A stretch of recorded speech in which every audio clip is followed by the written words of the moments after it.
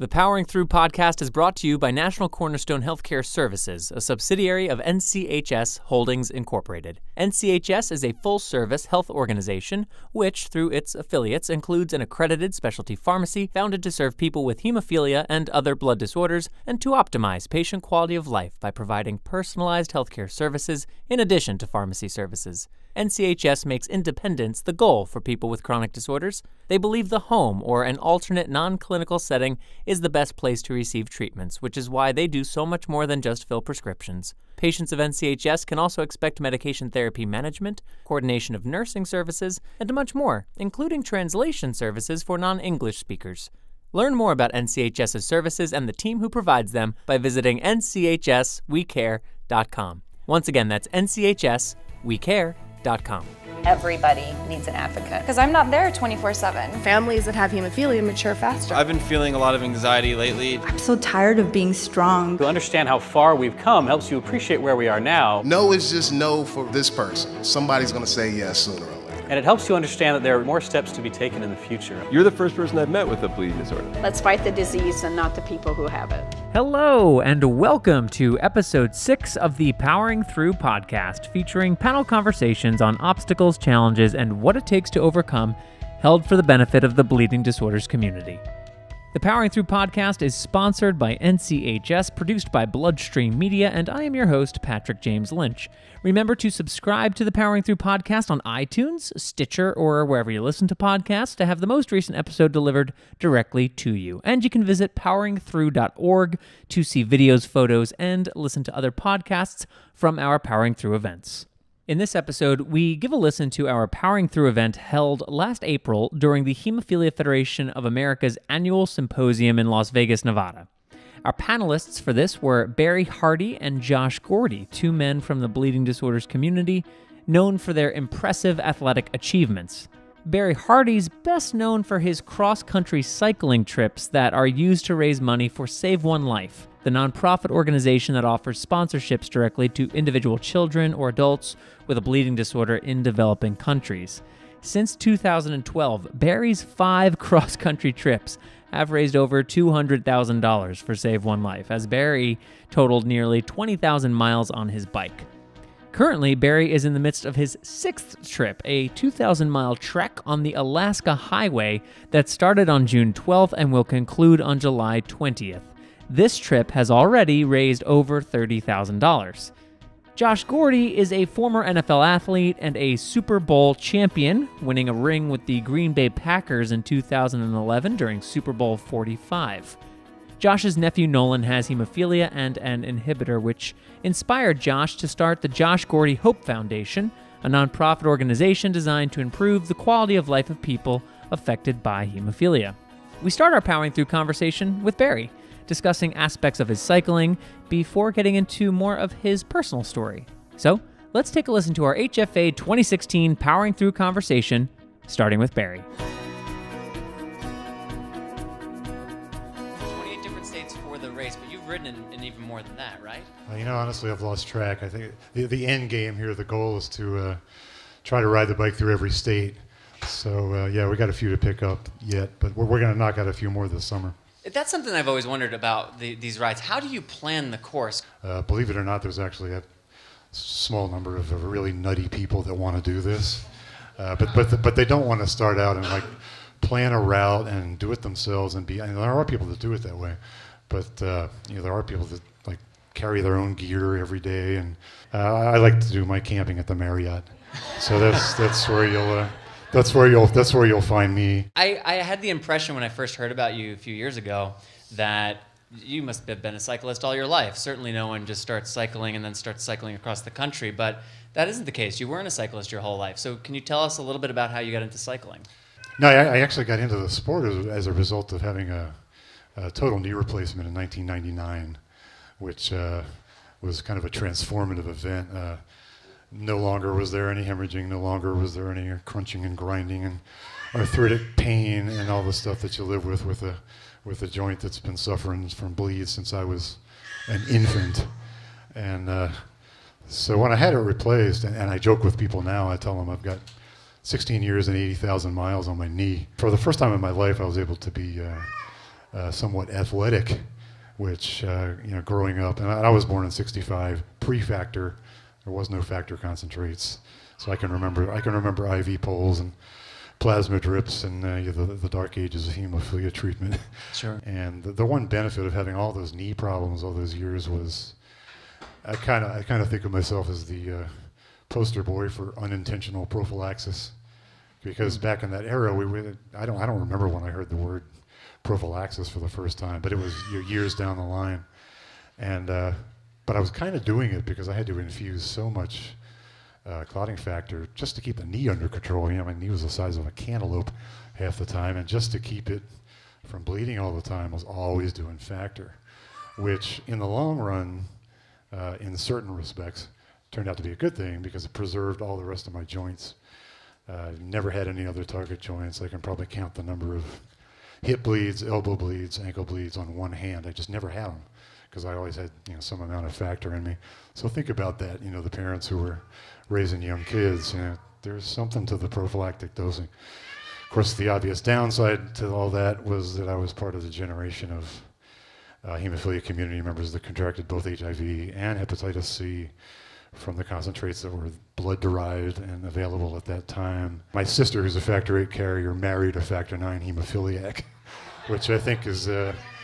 I've met one other family in my travels around the country that had both 8 and 9 in their family, so that's pretty unusual.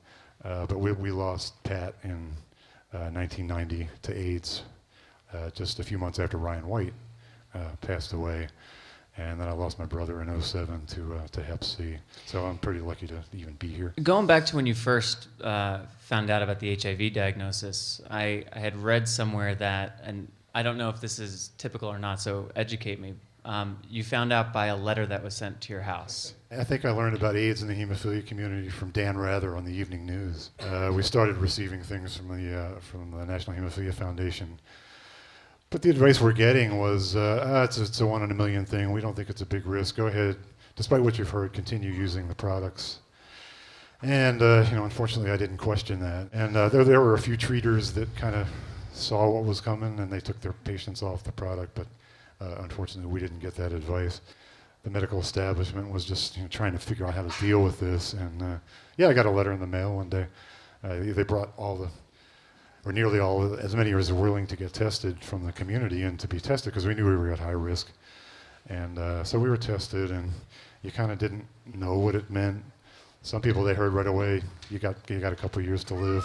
Right. So I was 19 years old at the time and trying to figure out what to do for a career. And there's obviously the medical health component, but then there's also this immediate stigma that emerged on what it meant to have HIV and what that must mean about you as a person and what you could and could not, how you could and could not engage with people. What kind of choices did you make on how you wanted to handle that aspect of it in terms of how open you were going to be or how closed you were going to be about what was going on with you? Can you talk a little bit about that? I was tested in '85, and we were already hearing things that were happening to people who had been diagnosed with HIV. I think one of the watershed events was the death of Rock Hudson. Everybody remember Rock Hudson? Big movie star, right? When that happened, when he died, it was all over the news.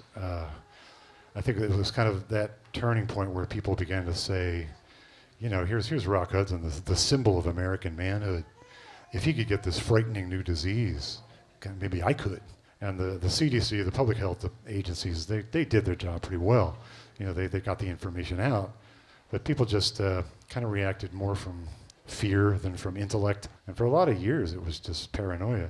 How many people know the name Ryan White? Hopefully a lot of great. Ryan was thrown out of school, and a bullet was fired in his window. Not far from me was the Ray family, who had their 3 hemophiliac boys all turned up positive. They were expelled from school, and then they mounted a legal battle to try to get back in. But the parents didn't want that to happen necessarily, so some of them got together and formed a coalition and burned their house down. So a lot of us, we saw this stuff going on, and in my case, in our family, all 3 of us just went into the closet as far as we could.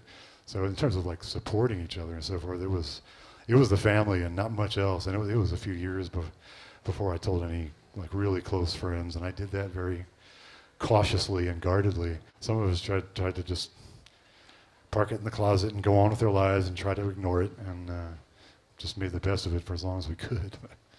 And then we've discovered in chatting earlier this week that we share an unfortunate commonality in that we each lost a brother in 2007. Right. My brothers inspired my work in the community, realizing that even now in an age where we have the medicine, we have the therapies, we still have to take them, and we still have to understand what it means to be an active participant in self-care and best practices. It's not a passive act. I learned early what I needed to do to take care of myself. My brother didn't have the same bleeding patterns, and unfortunately, he fell away. So that inspired what I'm doing. I think it's fair to say, and I'd like you to elaborate on your brother and his passing and how that's influenced what you've done for the community since. Back when the HIV crisis was coming to bear in full force on our community, it kind of brought everybody together to a degree, because we had to figure out how to deal with this. A lot of people kind of linked hands with the gay community because they were the ones that were literally fighting for their lives. We kind of had to educate ourselves in a lot of ways. So for a period of time, late 80s, early 90s, I started going to some state events and I met some local people, a couple of whom were activists, and they were very involved. So I kind of got my information from them, and they helped me a lot. And I was going through Hep C treatment. They diagnosed me with cirrhosis, and they told me, without successful treatment, you're looking at a couple of years to live. And all of this stuff hit at the same time.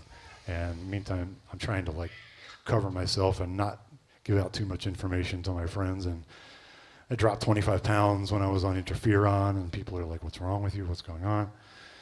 And they knew my brother had died, and I had to kind of begin parsing out this information just out of sheer desperation. And right at that time, in the middle of all this psychological mayhem, a letter arrived in my mailbox from that guy sitting over there. The local chapter and treatment center were rolling out a new program from HFA called Blood Brotherhood. And I said, "Oh, that's kind of a neat idea. It's like getting guys back together again, for meetings." And got up my gumption, and in the midst of all this struggle, went to my first event, which I guess was like 07 or so. Didn't know anybody, and you walk into the room, and all of a sudden you're talking about things that you really haven't talked about much. I think it's one of the things that speaks to the importance of this type of programming and its capacity to bring people in. There's so much good programming out there.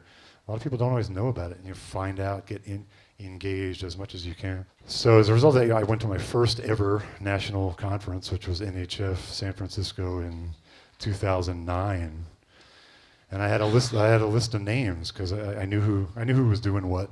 I knew who to talk to. I went around and I found them, and some of these people have a line of people around them a mile long. And I said, there's two things I want to say to you, one of which is thank you for everything you did for our community, because there were some of us that just didn't have the strength to come out and cop to all the stuff we were dealing with and educate people. And these were people that led the way, that are responsible for so much of what we achieved in those years. And so one was just to say a huge thank you to all these people for the enormous contributions that they had made, and the other was kind of to issue an apology. It's like I kind of half expected people to say, who the heck are you, and where have you been all these years? Why haven't you been helping us? But it wasn't that at all. Everybody just opened their arms and welcomed me in. And soon after, was invited to join the HFA board and the COD board at the same time. And you can't do both at the same time. They had you making up for lost time. They were like, great, yeah, you can be on this board, you can be on this board. Why don't you ride a bike across the country? But it was one of those things that, the right opportunities came along. And I just grabbed everything I could. It's like, where do you need me? What can I do? And it's the old saying, 90% of success in life is just showing up. But then in 2010, after almost 4 years of off again, on again Hep C treatment, I went down, and I still remember this. I went down to the medical center, and I got my lab work several weeks post coming off the treatment. And so I pick up the lab work, and I'm sitting there, and I couldn't look at it for a minute. Because it's like, am I going to have to go back on these meds for more years? So I'm sitting there with the stuff in my hand. Finally, I look down, and I'm clear, of Hep C. after a 4-year battle.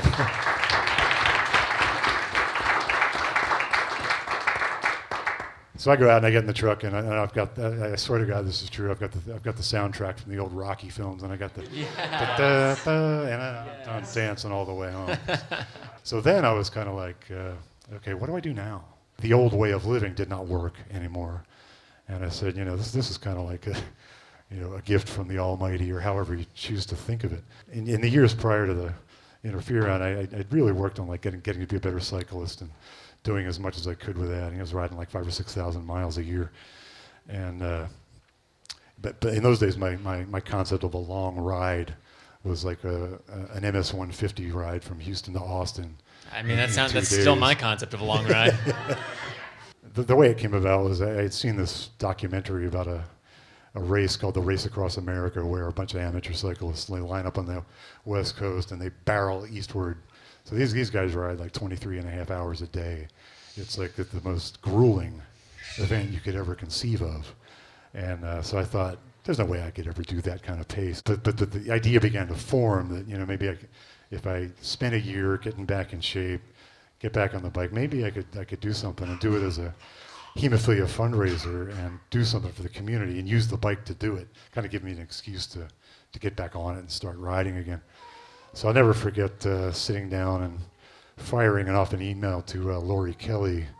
So I said, what do you think I'd do a ride across America, and we do it as a fundraiser for Save One Life? We pulled off that first one after about a year and a half of getting back in shape. And then when that one was over, we raised almost $50,000. So the first thing that happens when you get done your tour is you go back home and you go back to work and you go back to reality, per se, and there's this huge crash. And some people actually have to get treated for depression after they finish one of these tours. And so I kind of went through that. It's like, man, it's over. What do I do now? But I thought, the quickest way to dig my head out of that dark place was to plan another one, like right off the bat. So we did another one, and I guess we raised about maybe 45,000 that year. So 1 became 2, 2 became 3, 3 became 4. This year we're going to try to hit the 5,000 mile mark in like a 8 to 9 week time period. You had said somewhere that you considered cycling the ultimate act of denial. Yeah, it really was, because here I was, I started doing this long before I ever became public at all about my medical scenario. The irony of it was, I remember a lady friend I was seeing at the time, she comes up to me one time and she knew how much riding I was doing, and I was doing a lot of weightlifting, and she goes, "Barry, you're the healthiest person I've ever met." Does that pique your sense of irony a little bit? I started out conservatively, doing a 20 or 30 mile ride, and that became a 50 mile ride, which became a 75 mile ride. I think I did my first century ride or 100 mile ride in 05, I guess. It was a way of just forgetting all the baggage that some of us have been carrying all these years, from the stuff that happened and all the people that died and all the horrible things that went on in the 80s and 90s. Every time I got out on that bike, out in the lonesome roads, it was just a way to forget it. And I thought I was running away from something, but the way it turned out, I was actually running towards something. And it's become something that's helping a tremendous amount of people. That was this, and never would I have imagined. It's when you start doing something, you know from your community involvement, you start taking those steps, and you don't know where they're going to lead. So you just follow it through. Exactly, you keep following it through and see where it goes. You've heard from NCHS about the services they provide to their patients. Now they'd like you to meet one of those patients, Joe. When Joe first moved to St. Louis, it was a bit of a shock. It's a big city, he was looking for a job. He didn't have much time to try to figure out his new insurance policy or figure out how he'd continue to receive his factor. Joe made a call to an NCHS rep he met at a conference, Kara, and Kara helped Joe get his coverage and his care in order. She ordered Joe's factor and made sure it got to him on the same day every month. She'd call to make sure everything arrived in order and check in on him periodically to make sure that he was keeping up with his care. Kara works for NCHS, the specialty pharmacy and healthcare organization, and this is what she does. She takes some of the hassle out of everyday life with a bleeding disorder. So, Joe was able to focus on his self-care without having to spend hours on the phone with doctors, pharmacies, or insurers. His factor and supplies showed up on time every month in the right quantities, and if there was ever a problem, he could just call Kara. She just made life easier. NCHS. We care for life. Now let's jump back to the conversation, picking it up with the introduction of NFL Super Bowl champion Josh Gordy. There's 1.1 million high school football players. How many? 1.1 million. That's about right. About 70, that's about right, you counted them all? Yeah. There's about 70,000 who will go on to the NCAA. That's about 6.5%. Of that group, about 1,000 will make it into the NFL. Okay. About 1.5% of that. Of those who make it into the NFL and make it to at least year 4, from that original number of 1.1 million high school athletes, 0.01%. You're a part of 0.01% of anyone who's ever played football in high school. I made it.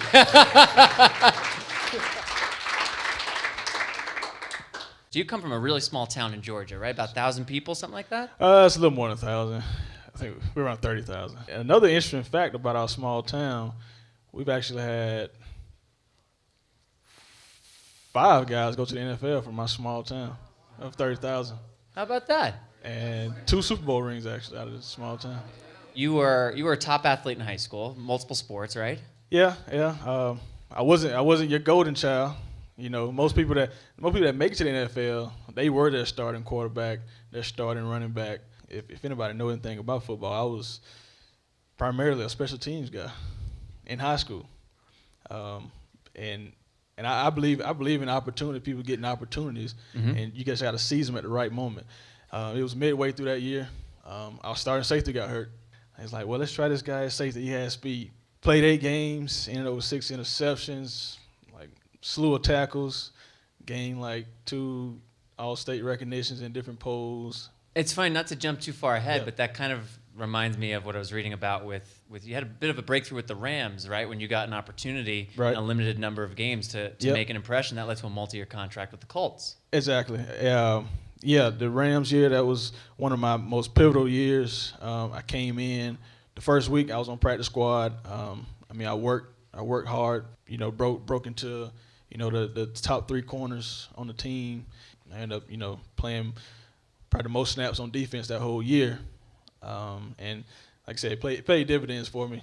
I ended up with 3 interceptions that year. It seems as though in thinking about obstacles and challenges, you have been highly, I don't want to say opportunistic, but you've prepared yourself for those opportunities. You've been ready when your number's been called, right? As opposed to the guy who from day one is the starting this, the starting that. Right. You were undrafted. You've been a journeyman, and I say that as with respect. I think definitely. That's a very challenging thing to do, is create a life for yourself where you're having to take advantage of every little window that opens. Yeah, and when you say journeyman, I mean, a lot of guys just throw that around like, oh yeah, he was a journeyman. They don't think about the behind the scenes time of that.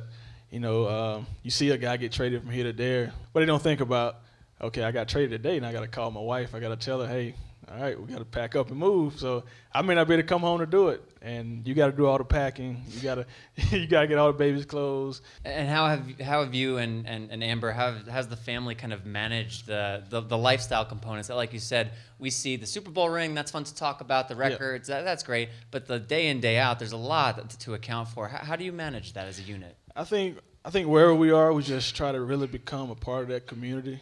And while in our time in Indianapolis, I really became close with the Hemophilia chapter up there as well. But, still at the same time knowing that, hey, come next month we can be in California. Right. But that's living in the moment. That's a great way to phrase it. So you brought up hemophilia, so let's bring in the tie for those who might not know. You have a nephew that has severe hemophilia. And that inspires you to start the Hope Foundation. Can you tell us a little bit about the Hope Foundation? Yeah, so when my nephew was born, he's 14 now. So when he was born in 2002, that was the first time our family had ever heard of hemophilia. When I first made it into the NFL, I knew the path that I took to get there. Like, it wasn't promised or nothing like that. I knew I just took advantage of all the opportunities I got there. So I said, when I made it, the one thing I want to do is use that platform to give back in any kind of way that I can. And, it was just a no-brainer with my nephew and, him being a part of the hemophilia community. 2012 is when we started the Josh Gordy Hope Foundation. We do annual scholarships for, deserving seniors with hemophilia. Last year was our first year. We sponsored a family to attend the national meeting for NHF. So that was a big step. Yeah, it's very cool. Looking to grow. And so what was, when you first, Nolan, right? Your nephew? Nolan. Yep. When you first told him that you were thinking about this, what was his reaction? I know he was more excited than I was. And now he's challenged with inhibitors. Inhibitors as well. Hemophilia. So how is he doing these days on a day-to-day basis? I definitely see the struggles that he go through, whenever he goes to school or he walks a long distance, he get the cantaloupe knee, It's that guy knows something about that. Yeah, I heard him talking about it. I definitely have nothing but respect for how he handles it. So is he in Georgia? He's in Georgia, in my hometown. He's one of the 30,000 people there. Okay, 30,000. He had to sneak that in. In. So going back to football for a second, undrafted. You had a great college career. Okay. Yep. Great college career. I'll just tell you that. So you had a great college career, and then you're not drafted. Mm-hmm. Where does your brain start to go in terms of thinking? I mean, first you had to just make the decision to leave home to go to Central Michigan to begin with, right? Yeah. I think it was definitely a test, not a test, but a way to help my character going away from school that far away. Being, picked up from Georgia and dropped off in a different culture halfway across the country. It really helps you learn to interact with all types of people, different races, background, everything, And had your family been in Georgia for quite a while? You were pretty steeped in Georgia-specific culture until you left for Michigan? Yeah, correct. Typical Southern family. We're all still there, and, family is key. I'm not saying this just to pat you on the back. It impresses me how you have made the most of every window that you have been given to lead a very unusual life. I mean, an exceptional life that's also given you a platform, as you described, to do things like create the Hope Foundation. Who in your life do you attribute some of the way you operate? Who helped you kind of develop into the person you are? I really would say, I would kind of go around coaches maybe. A lot of people see coaches as the ones that chewing you out on game day or during practice, but, really deep down they do care about you. They love you. My mom, I would say, she definitely supported everything I did. From the time I played Little League, I can remember her coming to my first game, football and basketball. I played a little basketball. Story about basketball. Okay. Great. Hey, Josh, tell us a story about basketball. So it kind of leads over into football. So I was 8, 9 years old playing recreation league basketball. Okay. In rec league, everybody's supposed to play, right? You're supposed to play in every game, right? But this particular game, last game of the season, I didn't play. He didn't put me in. And so my mom, he went to it to the coach, so why didn't my son play? Yeah, we need to play the guys who are gonna help us win. And I heard that. And that just crushed my basketball from then. I never played basketball again in my life. Wow. From that day.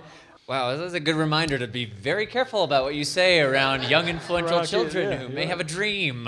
And being from a small town, I still see this guy every day. Every time I go home, I still see him. Does he know this? Have you ever told him this story? I'm sure he knows. I tell it every time I talk to people. So he knows the story. Have you used those slights to motivate you? It comes second nature if something like that does happen. It pushes you and motivates you to really be the best and show them that, hey, I should have been the one that was, whatever. Right. But definitely use it to, push me in different ways. You're in a spot right now where you're a free agent. Right. Can you give us a little insight? What are you up to right now? Where's your head at right now as you're preparing to make yourself available for teams to make that phone call? But yeah, you in this period of time, you just gotta stay in shape, and you gotta keep working out because you never know when the next team may come calling or hey, we want to bring you in. Bring you in for the summer, get you working out with the team and, try to make the team come training camp time. So that's kind of what's going on right now. I'm going to continue to use what I've done in the past to, escalate my second career, even further. Use it to really boost the foundation and, boost awareness in this area as far as, as well as other areas in my life as well. So good for you. It's been a great resource. Barry, I'm curious to know, when you finish your races, I understand that you kind of go a little crazy with milkshakes. Vanilla, chocolate, strawberry, or some combo thereof? One of the benefits of riding 10,000 miles a year is that you can pretty much eat whatever the heck you want. Most of the time we'd hit the DQ at the end of the ride. You do 120, 130 miles. Your body just craves protein. And sure, you get the same thing after a game, right? So you got to. Are you on a strict milkshake diet as well? Yeah, no, not milkshake, but that's funny because actually it's kind of the same boat. It really came to I guess fruition this past season when I didn't play, but I was still eating like I was playing. Yeah. Oh man, did that hit us? We finished the tour. The tour leader was like, you need to stop eating a few days before you finish because when you get home, you're going to gain 10 or 15 pounds because you're still craving that food, and I did. Gain the pounds, that is. Sneaks up on you. Josh, in my reading, I learned that you are someone who seeks good deals on the website eBay once in a while. Looking out for good deals on eBay. I'm curious to know what the best deal you ever found on eBay is. Who gave you that information? I got a lot of sources. Not eBay. It's more of a Craigslist. My wife, she's probably more of a Craigslist than I am. No, it's good you're asking this question. A lot of people don't know this about me being an NFL player. I love a good deal now. We religiously get up every Thursday, Friday, and Saturday. I got a lot of time on my hand. We go yard selling, estate selling. We try to go to the real nice areas. Smart, very smart. Estate sale. Don't judge me, y'all. Don't judge me. I don't know. I'm actually taking notes. I like this. Okay, so it's Wednesday, Thursday, Saturday are the best days? No. Best days? It starts on Thursday. Okay, Thursday. Yeah. So that's when but you got to be there early if it's a good one. If it's in a good area, you got to get there early, Thursdays. But it's going to be full price on Thursday, but still good prices. But if you wait till Friday, the good stuff going to be gone, obviously. Because Thursday is full price. Friday, they take half off. And Saturday is going to be like 75% off, so. But you're not going to have the option you had on Thursday. You're right. I'm curious to know from you, Barry, what's an athlete that you admire, somebody who's doing exceptional things in this community? Who's somebody when you looked to athletically that you really admire? Well, I don't know how many people have heard of him. Does anybody know the name Alex Dowsett? Okay, just a few people. So in the hemophilia world, how many professional athletes can we name? So we got one now. He's a pro cyclist, and he's from Essex, England. He competed in an event called the World Hour Record, which in cycling, if anybody ever seen the Olympics, the bike events, the guys get out on a indoor track called a velodrome. And what you do is, if you want to win the World Hour Record, you take a few laps, clock starts, and you go as hard as you can for a solid hour, and you never let up for a single second. And pass. At the end of 1 hour, the clock is off, and that's your time. And if you beat the record, then you beat the record. So Alex went for this thing last year, and he did it. Good for him. To do this is like one of the pinnacle prestigious events in pro cycling. The cool thing is watching Alex. If he wins a stage in a race, at his press conferences, he's talking about hemophilia and how it shaped his career, how it got him into cycling in the first place. He's got a foundation over in England called Little Bleeders for the hemophilia guys over there. And what about for you, Josh? Probably the first person I looked up to would be my older brother, like I said. But at the time, he was number 2 linebacker in the nation, rated as high as number 2 linebacker in the nation coming out of high school. I also have an uncle who played college back in the day, before I can even remember, but still just, like I said, looking back now, just reading all the press clippings on him. He still has records in our local high school as well. And probably the two that came out of my hometown as well, it's Keo, like I said, and Robert. Like I said, being from that small town. And actually, I should say, the year they came out, got drafted together, they was 2 first-rounders out of our small town. Out of 30,000 people. Yeah, I know, 30,000 people I knew was going to come up again. 2 first-rounders. That's impressive. That's impressive for a town of 30,000 people.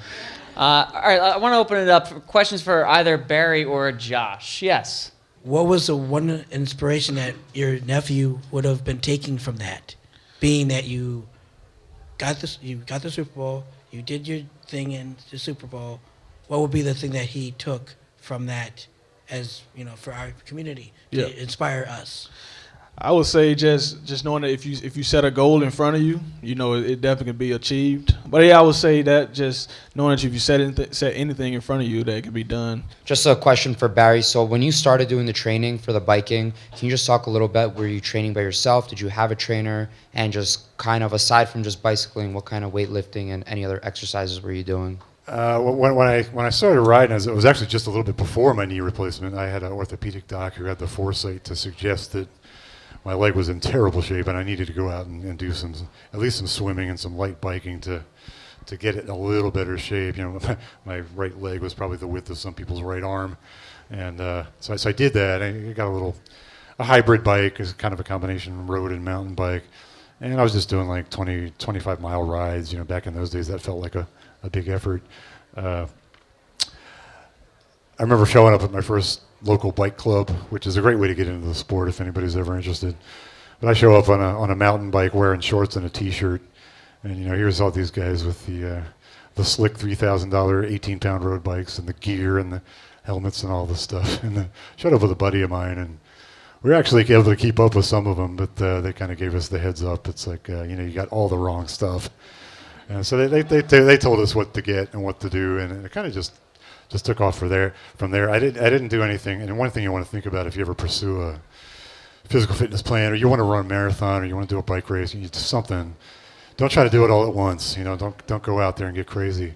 It was like several years of riding before I attempted a 100-mile ride. So I kind of built up incrementally. I've known people that tried to do something too fast, too soon, and you really can hurt yourself. So it's not something you want to do. As far as weightlifting, I don't really have a frame for that. I'm probably better built for either basketball or cycling, but I do a little just to kind of supplement the cycling and kind of build up the core strength a little bit. It helps you on the really long days, the hard rides. So anything other stuff you can do, any cross training, you can kind of supplement your main sport with. What was your favorite part of cycling? We did a stretch where we crossed Oregon on Route 20. That was one of those roads where every mile you can just whip out your camera and there's a postcard. It's just phenomenal. And some of the most breathtaking scenery you see is way out in the middle of creation and stuff you'd never see. Obviously, to get across the country, you know about the Rocky Mountains, those big hills. You see some pretty cool stuff up there. So it's hard to pick just one thing. Half the fun of doing this, I'll be honest with you, is not the ride itself, but all the community members that come out along the way just to say hello. And it's no big thing. We just go out and have dinner and hang out a little bit and share experiences. And so if I'm coming to a town near you, feel free to reach out, come out and say hi. It's a lot of fun. This is for Josh. Thanks for coming out today. Yeah, no problem. They say a few bad apples spoil the bunch, and over the last few years, NFL has gotten a lot of bad press with some of the players. Obviously, there's more than 1,500 in the league at any given time. Charles Barkley said 20 years ago, probably way before some of years' time, I'm not a role model. Do you take it upon yourself, and do some of the other players take it upon themselves to be role models and think about what they're doing and how they're living, for what your nephew and other young people are going to see? And again, I'm sure that's more the norm than what we see out here. Yeah, I definitely do see myself. I try to be the best role model because, what the media wants to see, they want to see the negative stuff. And I'll be honest, it's more guys living the right way, humble way, than it is guys who are out making bad decisions. More role players than it are, multi-million-dollar contract guys on the team. But so I really do, try to live my life as one that young guys and girls, whatever, can see me lead by example. Just try to live my life the right way. One that'll make my grandparents and my parents proud. I want to let guys and young people see that side of me. Thank you for that, and thank you both for being here today.